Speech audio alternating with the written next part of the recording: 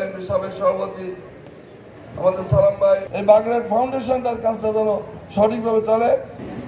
আমাদের আরেকটু পরিচয় করিয়ে দিচ্ছি, যাত্রাপুর ইউনিয়নের সাবেক ফাউন্ডেশনের শুরু থেকে যিনি আমাদের মাঝে ছিলেন।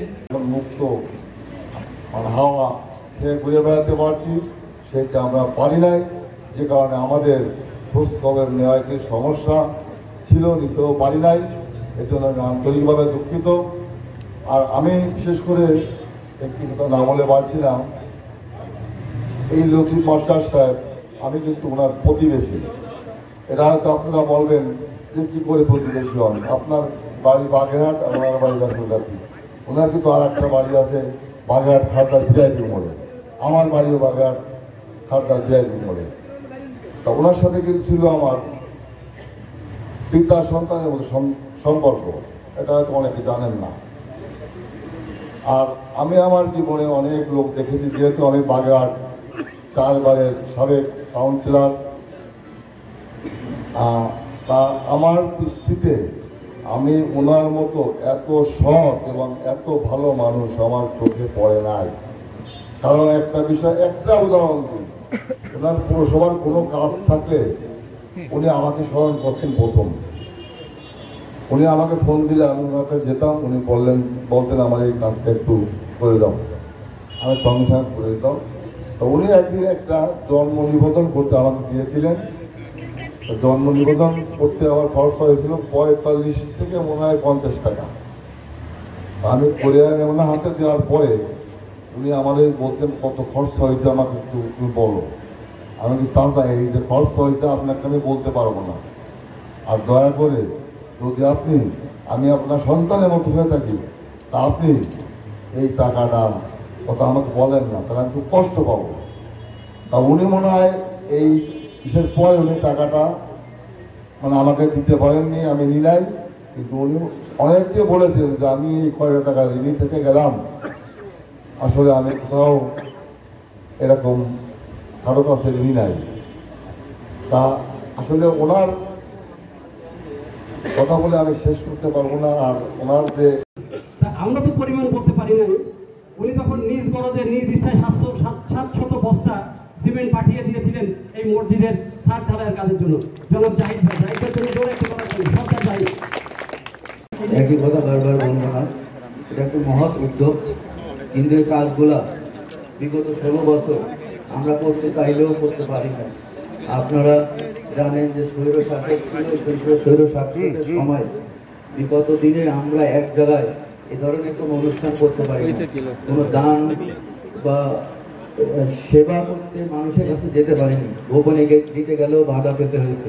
এমনকি গত রোজার ঈদে আমার বাবার নামে যে বেলায়েত হোসেন ফাউন্ডেশন, আমরা প্রতি বছর গরিব মানুষের মধ্যে ঈদ উপহার বিতরণ করে থাকি, সেটি আমাদের বাগেরহাট জেলা বিএনপির সাবেক জেলা বিএনপির অফিস থেকে ঘেরাও করে প্রায় 500-700 মহিলাদেরকে দুর্ব্যবহার করে বের করে দেওয়া হয়। গত বছরে সেই উপহার এখনও আমার বাসায় রয়েছে। এরকম কোনো কার্যক্রম আমরা গত 16 বছরে করতে পারিনি। সেই স্বৈর শাসকের বিদায় হয়েছে, আপনারা জানেন যে প্রায় 1000-এর উপরে ছাত্র জনতা প্রাণ দিয়েছে, শহীদ হয়েছে। এই শহীদের রক্তের বিনিময়ে আমরা স্বাধীনতা পেয়েছি। আজ আমরা স্বাধীন দেশে নতুনভাবে আবার দেশের জনগণের সেবা করার জন্য সুযোগ পেয়েছি। সমস্যা ছিল বাগেরহাট যেতে হতো, এখন আপনারা জানেন যে আমার বাবার নামেও ফাউন্ডেশন আছে, বেলায়েত হোসেন ফাউন্ডেশন। আমরা টেকরা বেলায়েত হোসেন কলেজ করেছি, আমরা কচুয়ায় কৃষি প্রযুক্তি বিশ্ববিদ্যালয় করার কথা ছিল, কিন্তু সেটা এখন একটি কারিগরি কলেজে পরিণত হয়েছে, কারণ গত আওয়ামী আমলে আমরা এর অনুমোদন পাইনি।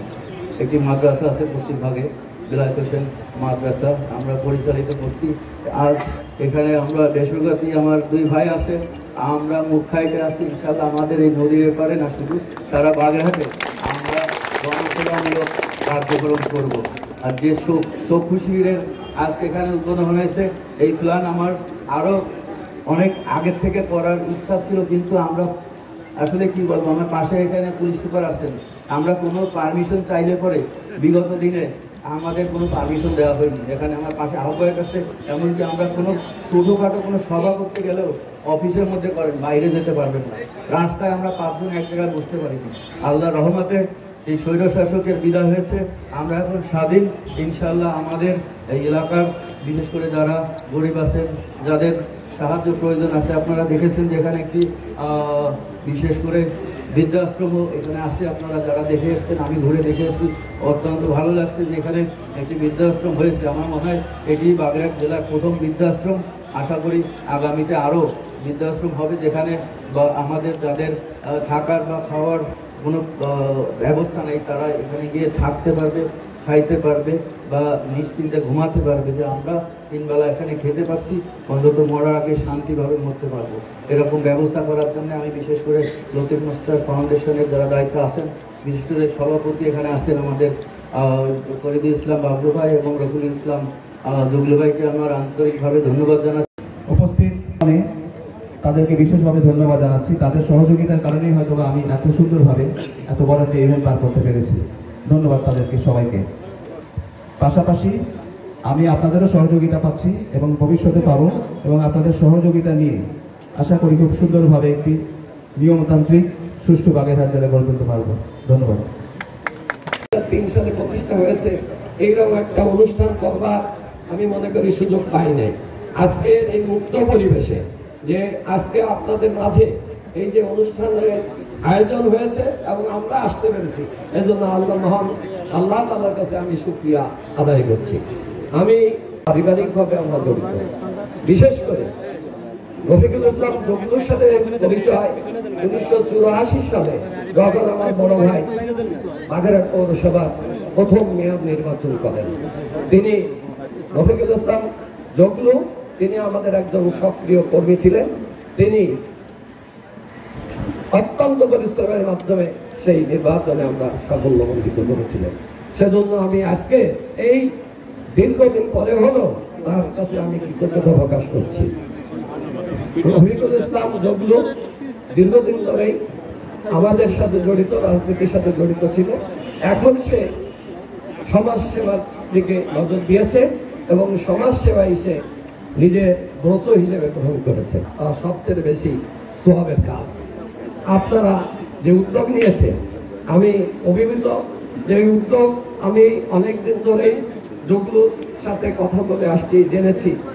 আর যে উদ্যোগ, সেই উদ্যোগের জন্য আমি আমার পক্ষ থেকে, আমার পরিবারের পক্ষ থেকে আবারও ধন্যবাদ জানাচ্ছি। অচিরেই মনে করছি আমরা রেজিস্ট্রেশন দিতে পারবো। আমি এখানে এসে আমি বিএসটি সম্পর্কে খোঁজ খবর নিয়েছি, এরা কী করে, মূলত বিভিন্ন টেকনিক্যাল প্রশিক্ষণ দেওয়া হবে। কিন্তু আমি আলোচনা করে জানলাম আসলে সার্টিফিকেট দেওয়ার কোনো ব্যবস্থা নেই।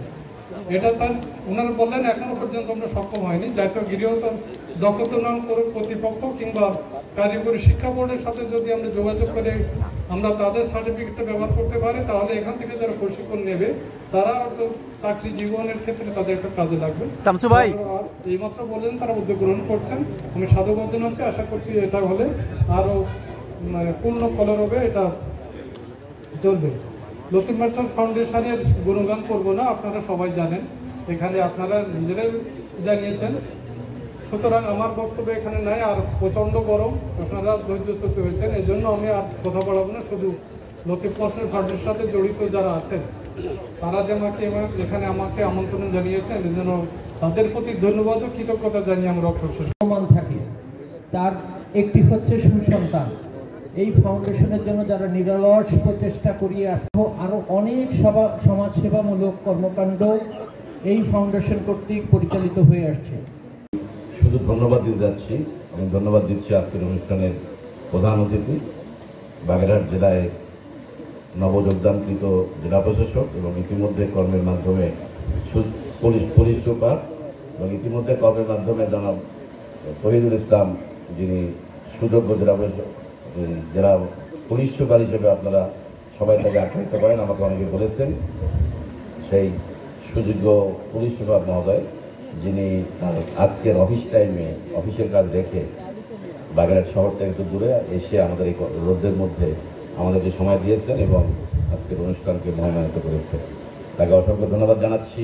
ধন্যবাদ জানাচ্ছি উপপরিচালক সমাজসেবা জনাব এস এম রফিকুল ইসলাম সাহেবকে, যিনি এই প্রতিষ্ঠানের সাথে চাকরি ওনার সুযোগে দীর্ঘদিন যাবৎ জড়িত থেকে আমাদেরকে সহায়তা করেছেন।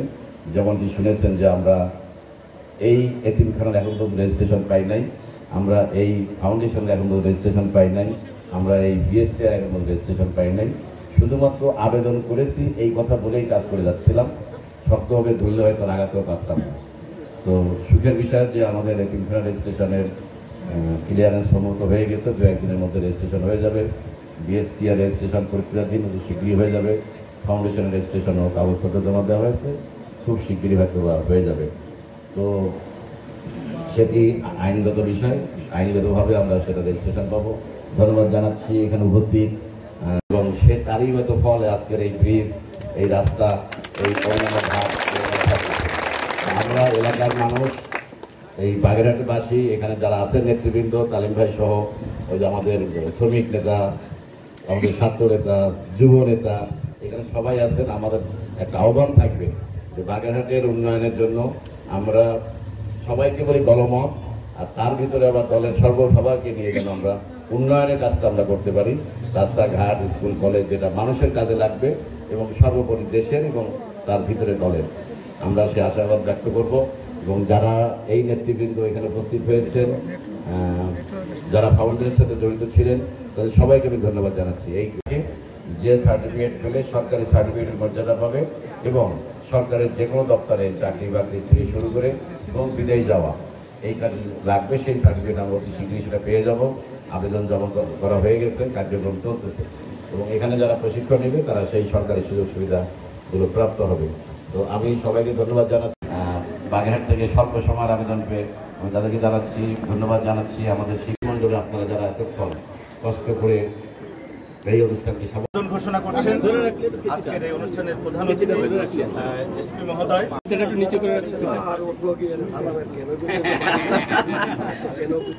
কাটবো ভাইয়া, যাবো স্যার।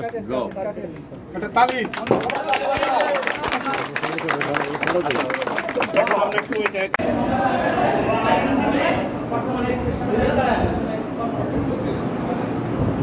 সবাই ভালো থাকবেন। ওনার সফলতার জন্য পাঠাতে পারি।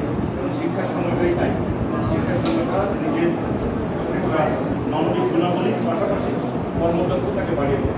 আমাদের দেশের যে শিক্ষা ব্যবস্থা এখন আছে, আমি সরি বলতে দিচ্ছি, সেখানে প্রাইমারি লেভেল থেকে ফাউন্ডেশন থেকে ভালো না হয় কমপ্লিট করতে পারবে বিশ্বের দরবারে যে অন্য দেশের মধ্যে।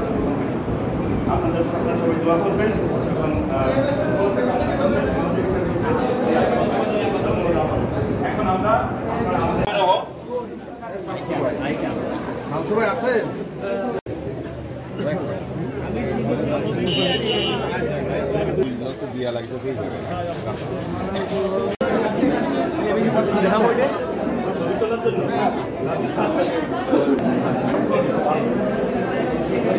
ডাক্তার দেখাও, ডাক্তার দেখে ডাক্তার যদি